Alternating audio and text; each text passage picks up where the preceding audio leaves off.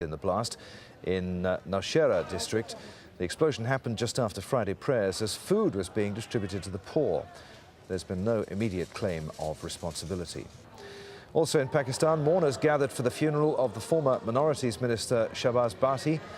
Security was tightened around Islamabad's main church, where a funeral service was held. Bhatti was shot dead as he left for work on Wednesday. He'd been calling for reforms to Pakistan's controversial blasphemy law. Our correspondent Kamal Haider has been following developments from Islamabad. A powerful bomb blast inside a mosque in Akbarpura district, AlJazeera, not very far from the city of Peshawar, leaves at least 9 people killed and up to 30 wounded, according to the hospital sources. The bomb disposal squad, on the other hand, saying that this was a remote control bomb which was planted inside the mosque.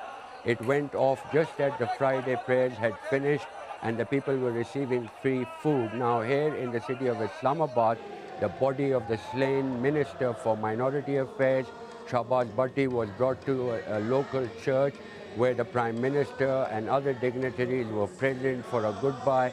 His body was then carried by a military helicopter to his native town of Faisalabad for burial. The lawyer for a CIA contractor who's facing murder charges in Pakistan says that paying blood money to the victims' families is the best way to free his client. Raymond Davis was arrested after shooting 2 Pakistani men. He maintains that he acted in self-defense. In a blow to Washington, a judge decided on Thursday that Davis wouldn't get diplomatic immunity in Pakistan.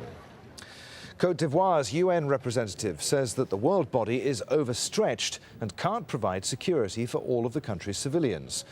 Troops loyal to President Laurent Gbagbo shot dead 6 women in the northern district of Abidjan during a rally in support of Alassane Ouattara on Thursday. The UN says that the country's crisis must be given as much attention as the unrest in Libya. We don't want any differentiation in the treatment of those crises. That's the same thing. That's the same civilians who are killed, be it in Libya and Côte d'Ivoire. Maybe the magnitude is more in Libya, but that's the same thing. They are using war weapons to kill peaceful civilians. So that should be addressed, and that's the responsibility of the international community to protect the civilian.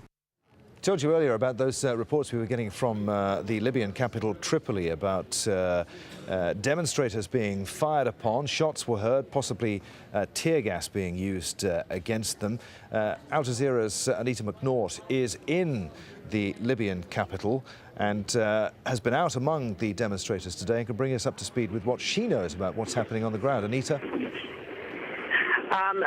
Yes, it's possible to verify reports, I'm afraid, and I have not, in fact, been out among any demonstrators today. What I can tell you is that Tripoli is as quiet as the grave in most areas.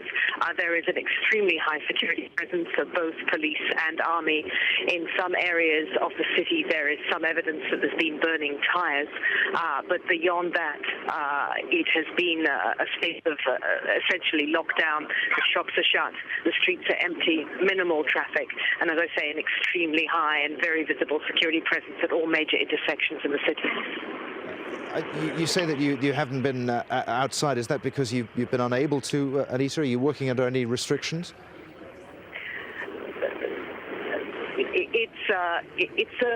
It's a delicate situation in Tripoli, as you understand. I understand, Anita. You need say no more. So as far as what from the evidence that you're getting, as you say, life far from being normal is very, very quiet there in Tripoli right now. As I said, Tripoli is extremely quiet with a very high security presence. All right, Anita, we'll leave it there. Many thanks indeed. Anita McNaught on the line live from Tripoli. As Anita was alluding there, I think you got the gist that I think possibly she's working under restrictions there in the Libyan capital. Let's get some weather news right now. something that affects us all, of course, and the weather always making news in some part of the globe or other. Kevin Corriveau is here once again with the latest. You know, Adrian, we're talking about Bolivia again, and we've been talking about Bolivia for about a week and a half now. I want to show you some newest videos that has come in from Bolivia. Now, the problem is we had major landslides and mudslides. It has because of very heavy rain shower activity in the region. Now, what is happening is all of that debris is now going into the rivers, and we are seeing damming happening. All that water is now moving to other locations, which are flooding other locations. So one situation is now affecting a whole nother situation. Let's take a look at what's going to happen on the weather wall.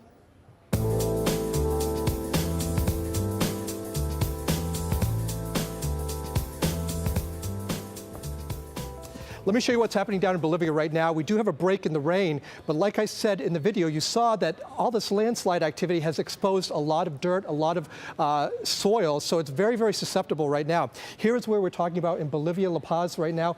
Now, we have about 6,000 people that are homeless, and the temperatures at night get down to about 1 to 2 degrees Celsius. So that is a factor we need to be watching very carefully. Over the next couple of days, though, we do expect more rain to come into the area, so we do expect to see more landslides. They're looking at the situation every 2.5 hours around the region to see if there's going to be any more activity as that dirt and debris goes into the river areas. Well, across the United States, we're looking at a very active system pushing through the southeastern part of the United States. We're looking at some severe weather possibly. That's going to bring a lot of rain shower activity all the way from Dallas all the way up to New York, and also some very heavy snow for parts of Montreal as well as Ottawa. Over towards the western part of the United States, we're seeing some very heavy snow anywhere from Vancouver down towards Seattle. Heavy rain also for parts of San Francisco over the next day or so. And then over towards Australia, very heavy flooding as well for the northern part of Northern Territory. This area of low pressure is pushing down. Queensland, who had incredible amounts of flooding over the last several weeks, will also be seeing some flood warnings extended into their forecast over the next several days.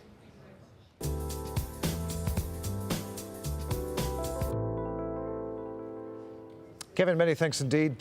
Stay with us here on the Al Jazeera News Hour. Just ahead, we're in Washington, D.C., along with Mexico's president, who's accusing his U.S. neighbor of shunning the drugs war on its southern border. Zero and ignition of the Taurus rocket with glory. Monitoring. We'll see how that was as good as it got for NASA's latest rocket launch.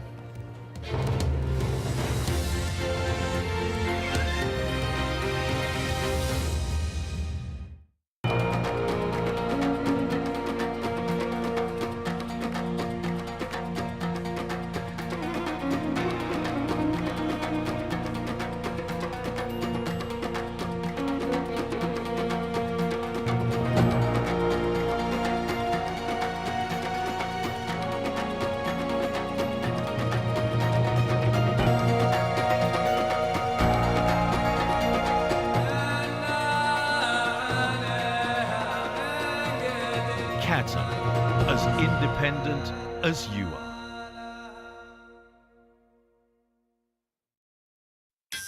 If you're a Nokia user, you can download Al Jazeera's news widget from Nokia's Ovis store. The news widget, available on compatible Nokia devices, gives users quick and easy access to real-time news updates from Al Jazeera English. See the world in real time. Al Jazeera Mobile.